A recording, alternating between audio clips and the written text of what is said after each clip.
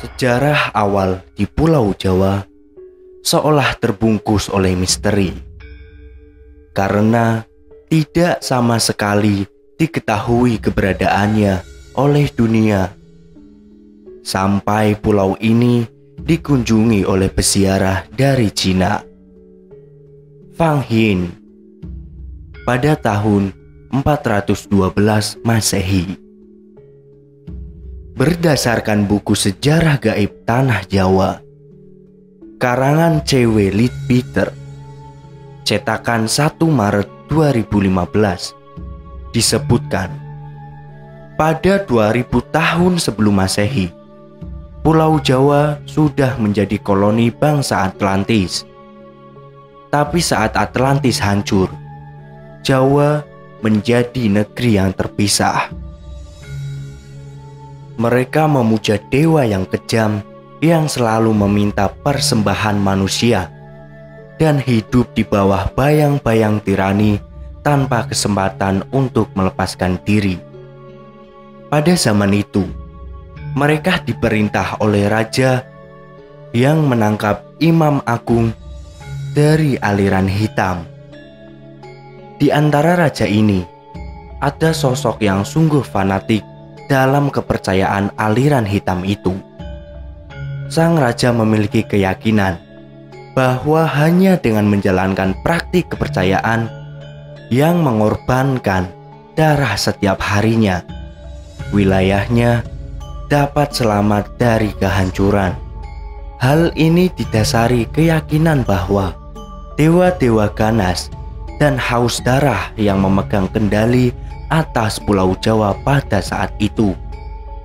Para dewa telah membuktikan kekuatan dahsyatnya dengan letusan gunung berapi berulang-ulang dan bencana-bencana alam lainnya.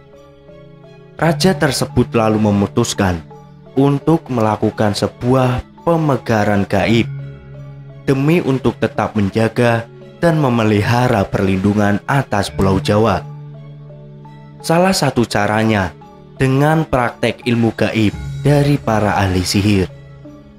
Hal ini dilakukan agar kelak sesembahan darah kepada dewa-dewa haus darah yang bercokol di seluruh Jawa tetap dilanjutkan sepanjang abad-abad yang akan datang. Demi terwujudnya maksud itu, dia kemudian menciptakan mantra yang sangat kuat di atas Pulau Jawa. Yang dianutnya tersebut tak akan lenyap selamanya. Efek dari hal itu masih dapat dilihat baik secara eteris maupun astral dalam bentuk awan gelap yang besar melayang-layang di atas Pulau Jawa. Awan hitam ini anehnya kelihatan seolah-olah seperti terhambat pada titik-titik tertentu, sehingga tidak lantas terbawa oleh angin dan tetap tinggal pada tempatnya.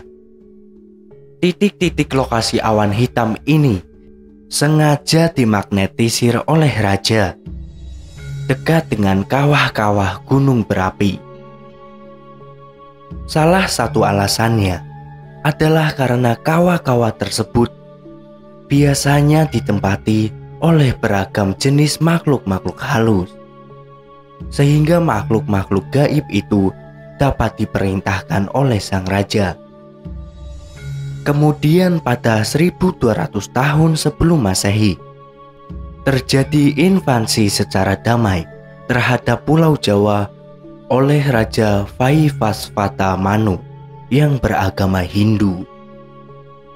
Mereka datang secara damai dan tinggal di pantai. Pada akhirnya membentuk kota perdagangan kecil yang independen. Seiring waktu, kekuatan para pedagang Hindu mulai meningkat pesat dan akhirnya menjadi dominan dalam komunitas. Akan tetapi, walaupun agama Hindu telah diterima oleh penduduk, namun dalam kenyataannya, pemujaan lama terhadap ajaran sesat tetap dilaksanakan dan praktek ilmu gaib malah makin menjamur. Melihat kondisi tersebut, Raja Vaisvasvata yang berkuasa itu meminta untuk mengirim ekspedisi ke Jawa pada tahun 78 Masehi. Ekspedisi ini dilakukan untuk mengangkat pengaruh buruk dari aliran sesat yang sudah membumi di tanah Jawa tersebut.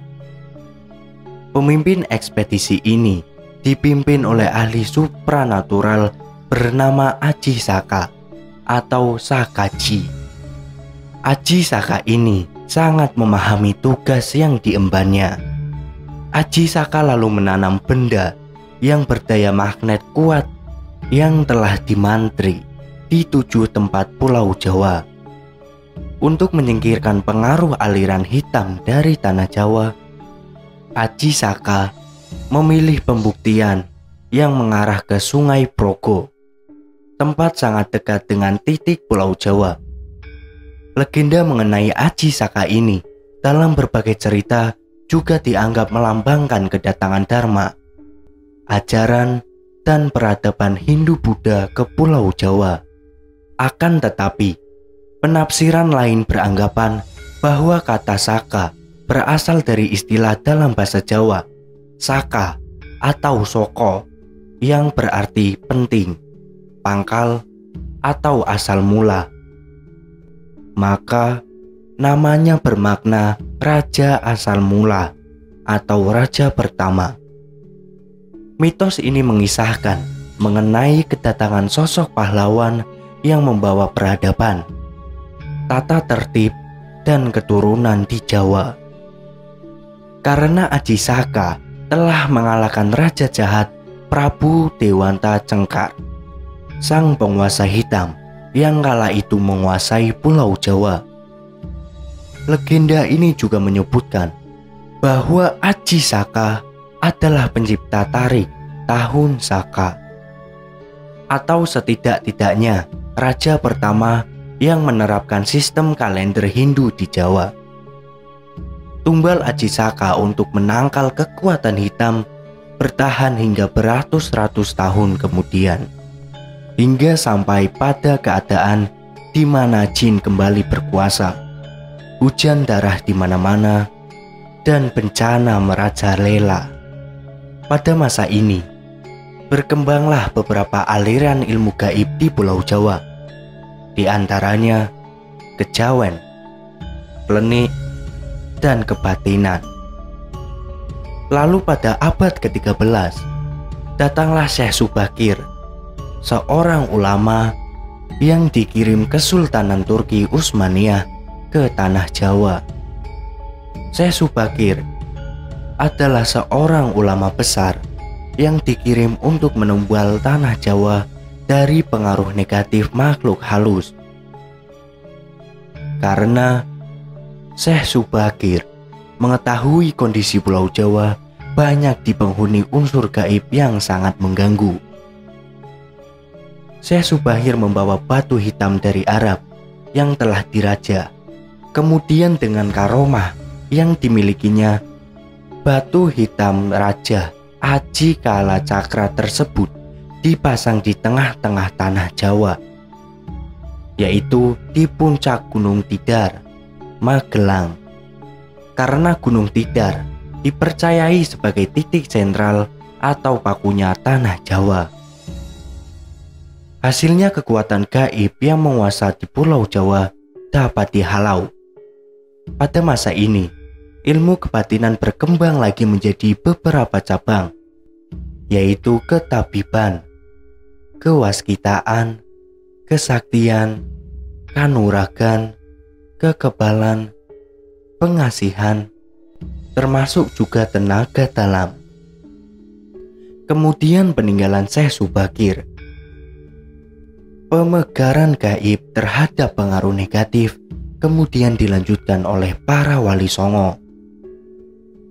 Para wali-wali ini mengajarkan agama Islam.